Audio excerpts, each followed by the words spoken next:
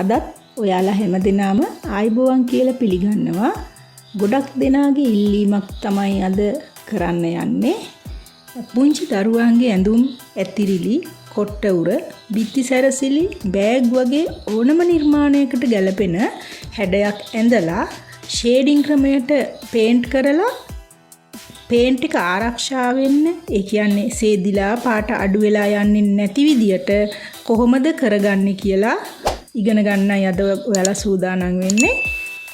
මුලින්ම පියවර විදියට දල සටහනක් එහෙම ඇඳලා දරුවන්ට කැමති විදියට දරුවෝ ආස කරන හැඩයක් ඇඳ ගන්න ඕන.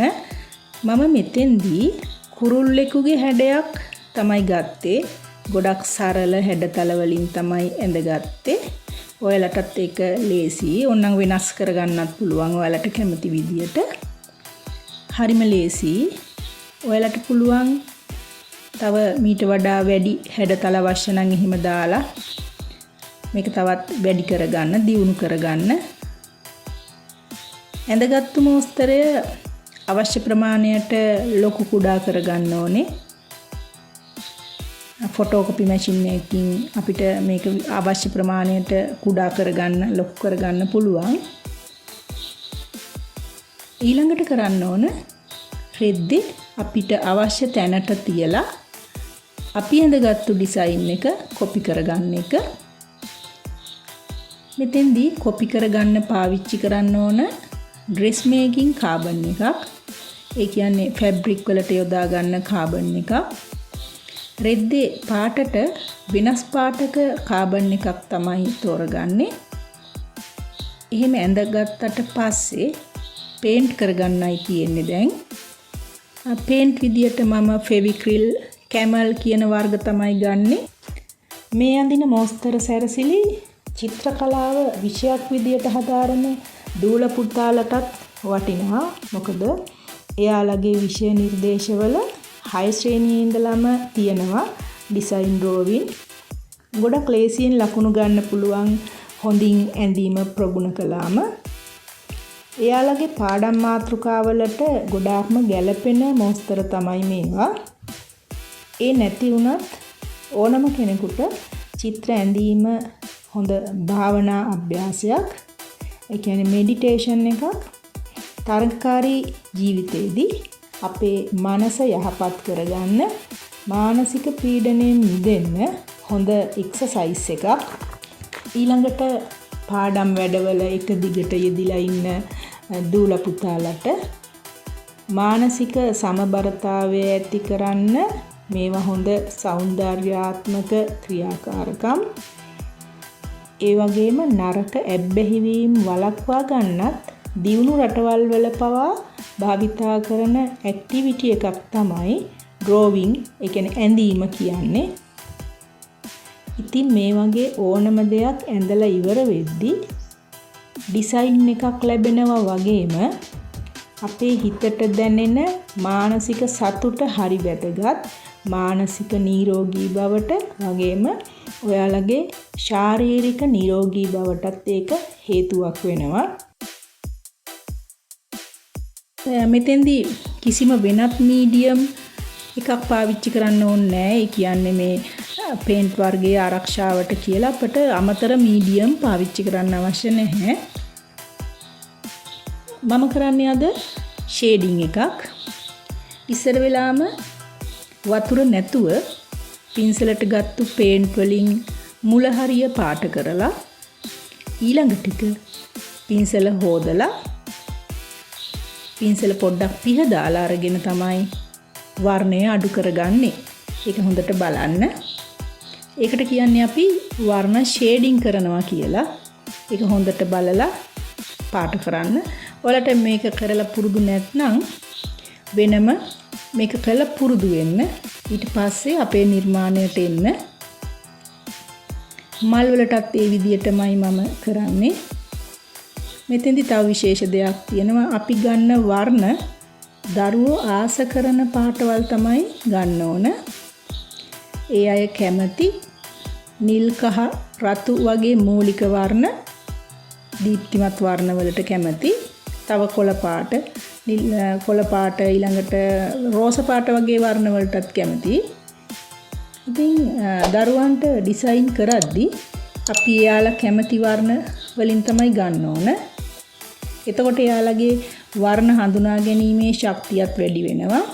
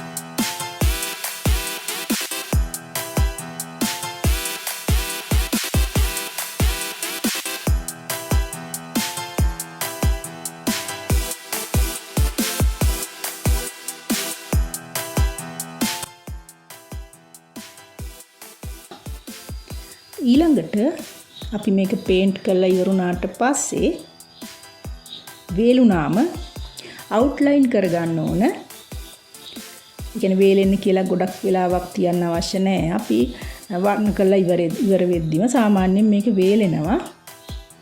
අවුට්ලයින් කරගනිද්දී අපි හීනි පින්සලක් තමයි පාවිච්චි කරන්න ඕන. නම්බර් 1 බිඳුව වගේ තුඩ හීනි පින්සලකින් ලයින් එකක් හීනියට ඇඳ ගන්න එක තමයි අවුට්ලයින් කරනවා කියන්නේ.